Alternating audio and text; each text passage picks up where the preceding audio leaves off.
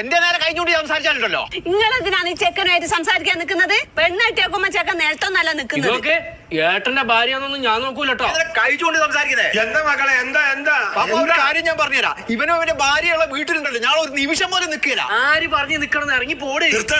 ഇന്നലക്ക് 10 ഇവന് 3 വയസ്സുള്ളപ്പോഴാണ് രാവിലെ തുടങ്ങി പാപ്പാന്റെ സിന്ധി. വേറൊരു പെണ്ണ് കെട്ടിയാൽ നിങ്ങളോടുള്ള സ്നേഹം കുറഞ്ഞു പോകുമെന്ന് പേടിച്ചിട്ടാണ് മക്കളെ ഞാൻ വേറൊരു കല്യാണം കൂടി കഴിക്കാതെ. ഒരു ഉമ്മയുടെ കുറവ് അറിയിക്കാതല്ലേ മക്കളെ ഞാൻ നിങ്ങളെ വളർത്തിയത്.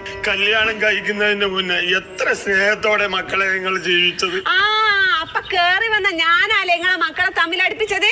ഈ പെങ്കോന്നന്റെ ഓളെ വീട്ടിൽ നിന്ന് കൊണ്ടുവന്ന ടിവിന്റെ റിമോട്ട് എന്റെ മോളൊന്ന് തൊട്ടുപോയേന്. എന്തെല്ലാം ഇവന്റെ ഓളെ എന്നെ പറഞ്ഞ നിങ്ങൾക്ക് അറിയോ?